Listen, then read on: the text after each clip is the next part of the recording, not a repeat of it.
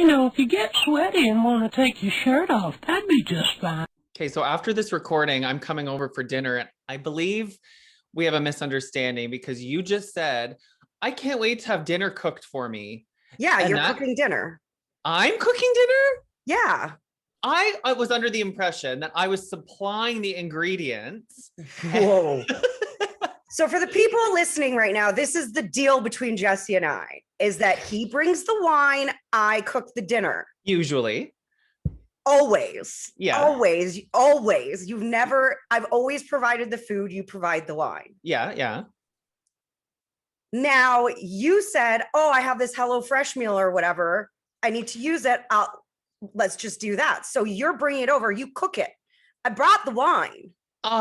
Well, see, the reason I'm pissed. I should have just went with your pad thai because the whole reason I wanted to bring this box over is because I'm not good at these boxes. My sisters keep sending them to me and I don't like cooking. I'm not good at it. I don't know what I'm doing. I burn things.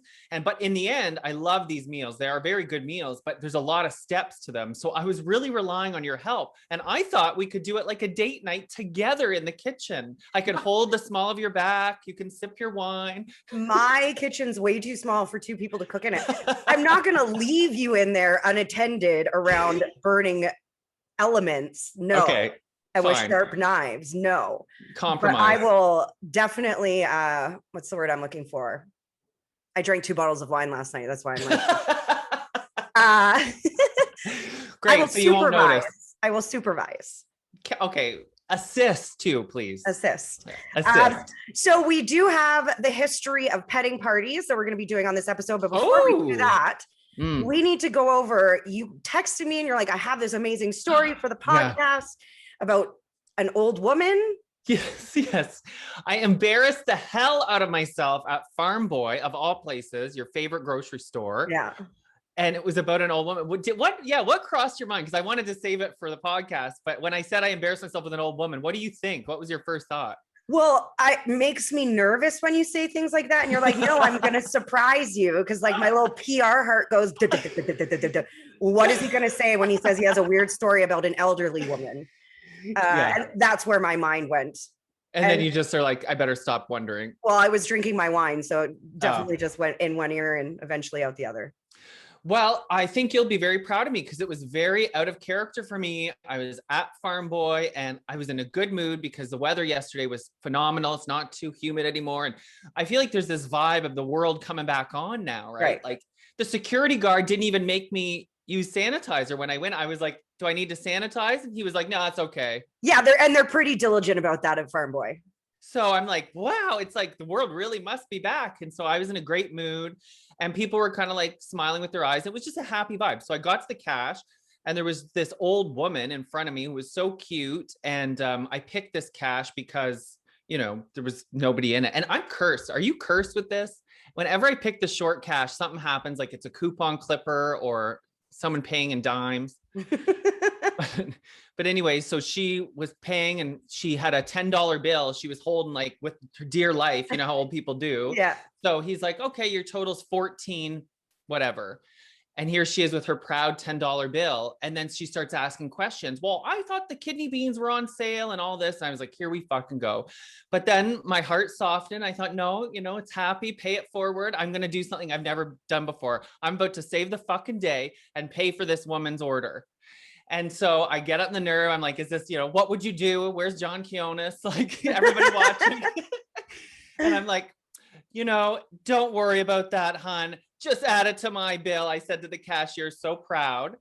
And the silence that came over the whole store was like deafening. And in that moment, I was like, okay, come out now. I'm done with this. Because nobody was saying anything because the cashier was kind of like looking at her for approval. Right. And she turns to me and says, oh, don't worry about it, hon. I just like to make sure these corporations aren't ripping me off. What? And then she pulls out of her little white purse the biggest wad of $100 bills I've ever seen in my life. And she hands one to this guy to pay her 14 fucking dollars. And of course, at Farm Boy, you can pay with $100 bill. Right. Oh, I was so humiliated. And so I just went back to my little spot, social distance spot, and I just hung my head. I was so embarrassed. I should have known better, right? At Farm Boy. A poor old woman's not going to Farm Boy. That is really nice of you, though. Like, Thank you. I have to say that is completely out of like not out of character. You're a nice person, but Not that that nice. is not the story I expected. I know. This is why I'm never doing it again, by the way. That was it. No. Pay it forward yourself. Yeah. That woman is a hero.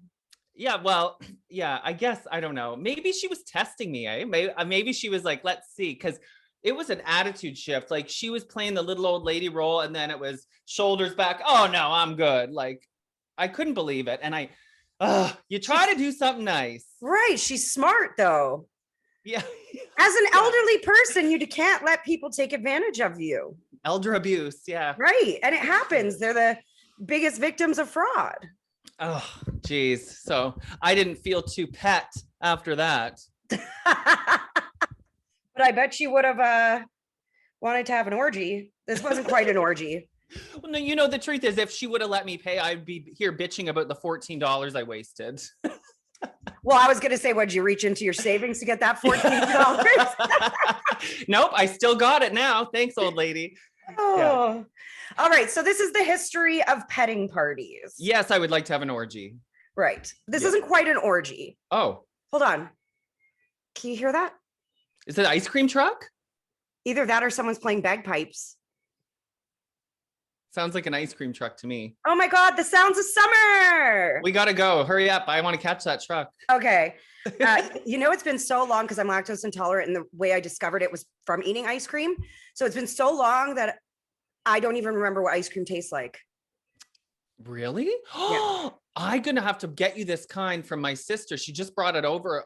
It's made of almonds. It's like almond milk, but Okay. it is actually really good. I'll find it and bring it over sometime. Sounds good. All right. So you were just talking about how the world is starting to open up. A lot of people are starting to say that, you know, when everyone's double vaxxed and can roam around free again, then it's going to kind of be like the roaring 20s all over again. Woo! So that's why I picked this topic, because this is when petting parties start to become really popular. It was after the war, of course, and there was a brief recession, but then the economy started booming again, and there were all this new technology that came out, like cars, radios, cinema, television, sound, movies. You know, it was all for about like breaking from the norm almost and being innovative and forward thinking. Yeah. Now, what if I told you that Tinder has kind of been around the 20s? Tinder could have been around, Has kind of been around since the 20s. but there was no internet. I don't understand. Well, and this is what petting parties were back then, kind of. Oh, like speed dating. Remember that? Right, in a sense. So just keep Okay. that in mind, that Okay. all full around that this reminds me very much of Tinder, and the problems that people have and complaints about Tinder is eventually they had similar complaints about these petting parties. Interesting tease. I like that because you have been kind of keeping your eye on these similarities from dating back in the day that we still have today. We haven't Right. evolved. You know, it's just human. It's human. What is that course that I took in university that I obviously didn't pass? Anatomy, feelings, No, it was emotions. the study of civilization, the study of humans, anthropology. Anthropology. Yeah. There we go. Good Okay. team. In the 1920s, cuddling was a popular social activity, with these so-called petting parties, also called snugglepupping, taking Ooh. place all around the US. Uh-huh. Cuddling, it was innocent fun for many and a great way to experiment before committing to a relationship or to a marriage. Because remember Okay. back then, it was very strict. Like you dated someone and married them. Like dating was not a thing. Having casual sex with people was not a thing. But interesting that they would cuddle, because that's one thing I've always said is missing from dating apps is like that chemical testing. You can't test that on the apps, right? Well, you do when you meet and then you go out. That's Yeah, when right. you test it, right? Okay. Of course, like anything, religious people and conservatives weren't down for these little innocent petting parties and went as far as to call it dangerous. Why, you wonder? It's just snuggling. Well, they saw physical contact between young, repressed men and or between young repressed men and women as another sign of the moral decline that was seizing the nation. So remember, flappers started to come out, and those were rebellious. Those were women cutting their hair, dancing, singing, smoking. You weren't supposed to drink, all those things, right? So these cuddling parties to these religious conservatives was just an example of the destruction of society. Okay. Yeah. And let's be honest, some of them weren't just cuddling, I'm sure. Right, exactly. So I kind of broke this down into like sections, kind of like how you'd write a paper. Okay. So we're going to start with, I don't know why I labeled this, so this is going to be fun. An over-the-clothes orgy by many names. Oh, that's why. So I'm going to talk a little bit about petting parties and what they were referred to in different areas of the US, like the names for them. Okay. And I just hope that some of our high school teachers are following this podcast now, because here we are doing essays by our own free will, research projects. So maybe we did learn more than we realized, Jenna. Sure. Something stuck. Sure. When I couldn't even figure out the class I failed was called anthropology. Yeah, but see, it's because it's got to be stuff we're interested in, like dicks, wine, dildos, fun stuff. Petting parties. All right. So the Washington Times first mentioned petting parties in a 1915 story where they were described as consisting of, quote, cozy corners and twossing in general. Twossing. TWOSING. I looked that up on Google and it brought up absolutely nothing. So that is totally a made up name. I don't know if the article that I got this from got it wrong, or like it wasn't even in the Urban Dictionary. Maybe you had your like mommy filter on your Google. Have I ever had a mommy filter on my Google? Here, I brought up something on Urban Dictionary, but it's not petting. It's about a cigarette, tossing a cigarette. Right. So whatever. I don't know. But the phenomenon of petting parties, it spread quickly throughout the US and took on many names. Regionally, cuddling could be referred to as several things. Southerners called it, and my mom calls it too, this necking. Oh, I've heard that. I caught them necking. I hate that. It's weird. In the western part of the US, it was called, this is gross, mushing. Ew, that's worse than necking. You want to mush? I wonder if that's where it's mushy. It's a mushy movie comes from. Maybe. A lot of kissing. But I know why you don't like necking is because the visual I get is of a Canadian goose's neck. No. like. I just get a visual of like really horrible makeout session, like drooly makeout session. Oh, the kind where you always slobbering all over your neck and shit. And you could smell it when it dries. Smell like spit. Yeah, gross. Yeah. In the Midwest, they called it fussing, which is so funny because in the South you say don't, like fussing means like don't fuss, like you're fussing with you're something. Fussing, yeah. Like a baby, he's fussing. We say that about babies, right? Stop being so fussy. Stop fussing. What you fussing over? Yeah, that's weird. We've all heard that, and we still use this term to this day, spooning. Oh yeah, that was like a universal, it was a universal way that the flappers referred to it. But we use it meaning like big spoon, little spoon. So they used it in a way that meant actually could be making out. Yeah, that's like the cuddling parties. Was spooning, that was universal, sorry. And when flappers started talking about the parties, they called it snugglepupping, which I think is my favorite one out of them all, is snugglepupping. That's cute. Makes you think of like when I give my Lincoln kisses and stuff. Yeah, snuggling. Snugglepupping. Okay. I remember. So now let's get down. Well, sorry. On The Simpsons, whenever Marge and Homer want to have sex, they call it snuggling. Oh, I'm sure a lot of parents do that. Yeah. Yeah. Now it's time to get down to the dirty part. What happened at these parties? Yes, finally. Cuddle or petting parties were places where young men and women could explore kissing, touching, and other aspects of physical contact. However, it's important to note, you pervert, Jesse, that parties included everything but sleeping together, and that those in attendance stuck to one partner. So it wasn't like a key party. It wasn't like a swingers party. It was, you got there. So again, referring back to the Tinder, you pick one person, you go out on a date, you spend the whole time with them, but it was a safe environment for them to show sexuality and like affection, because that was kind of looked down upon if you weren't married. And safer, I imagine, for women, you know, to do it like in public, sort of. Yeah, well, it was harder on women. Like I believe so. Yeah. That, you know, the women were the ones that would get the bad name if they went on multiple dates with different men. Yeah. You So know? my question about these parties then is, when you get there, is that when you pick your person, or do you arrive with somebody? That I am not too sure about. Okay. I don't know. They didn't really say that. I have a feeling you arrived solo or with friends. Okay, that's what I was thinking too. But I was like, you wouldn't want to be the girl or guy that's like stuck without anybody picking you. Like, I have flashbacks to middle school getting picked on the sports team. I mean, if it's even numbers, there's really no choice. Exactly. Unless you get somebody that's disgusting, then what do you just, oh, I feel sick, I gotta go. Yeah, really. Hey. Yeah. So these parties weren't that risque. Heavy petting, above the clothes stuff. It's kind of like, you know, I pictured it as a singles buffet, but you can only pick one dish to try. But you can have as much of that dish as you want.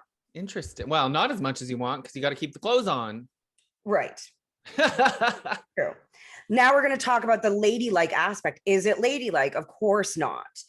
Flappers, they came onto the scene. They had short hair, short dresses, lots of makeup, and they were participating in drinking, smoking, dancing. Heaven for fucking bid. Oh, God. Right? They were free spirits, and they countered many of the traditional notions of femininity and appropriate behavior for women. So they were, in a sense, like feminists, you know? Screw what society thinks we should be. We're going to have fun. We're going to enjoy our lives, you know, Yeah. and do it underground, though, unfortunately. Well, they had to, I guess. But you're right. It's funny, like that definition would apply to them. But because they were so rebellious like that, and they just wanted to be free, snuggle pupping these parties was an extension of this. Do you know what I mean? Like, that's why flappers took to this party scene, because that was just another way to say, fuck the patriarchy and what everybody says women should be. Why can't we date and, you know, explore our sexuality?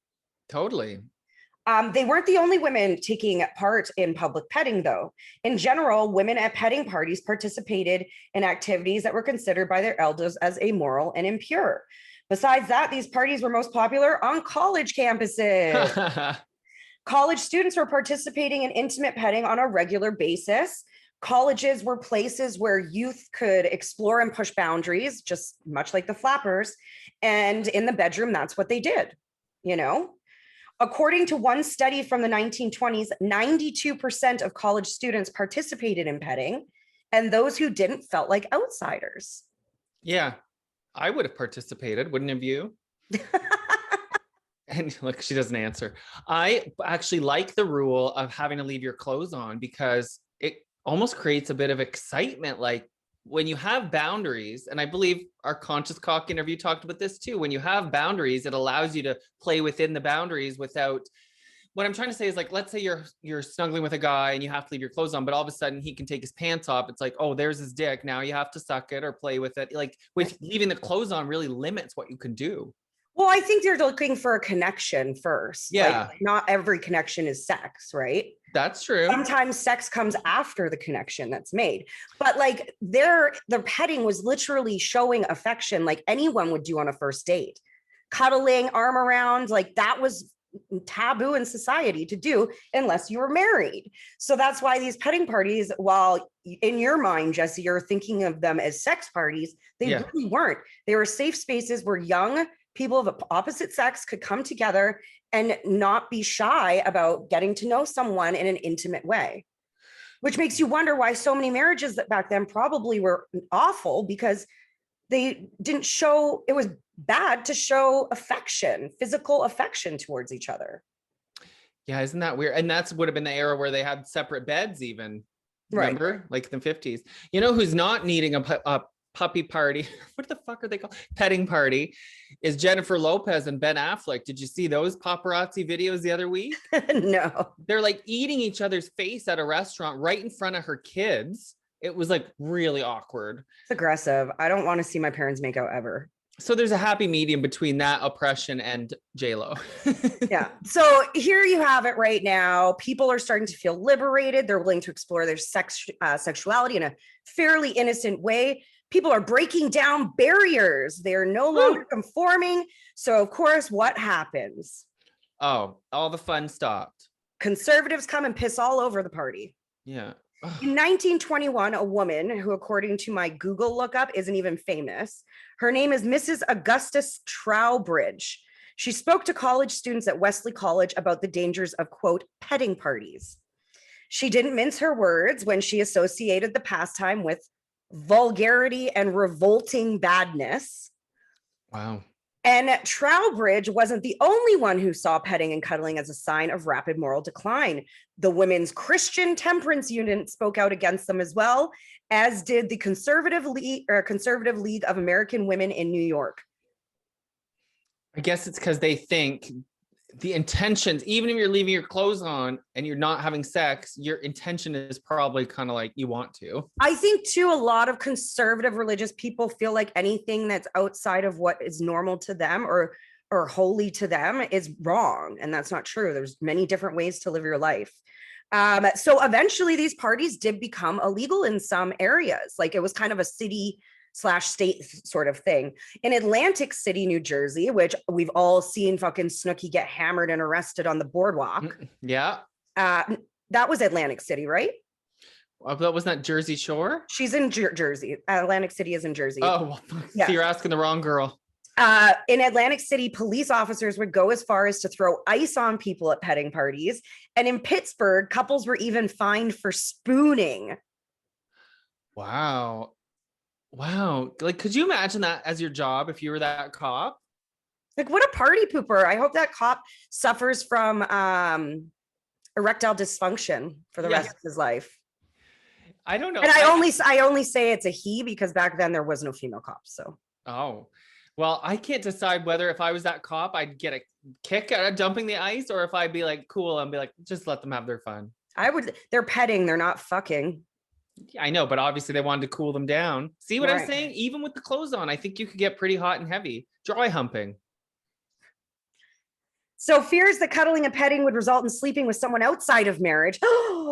See? That led to laws like the one from Norfolk, Arkansas. Gotta love fucking Arkansas. In 1925, it prohibited unmarried men and women from sleeping together within city limits. But outside in the country, yeehaw!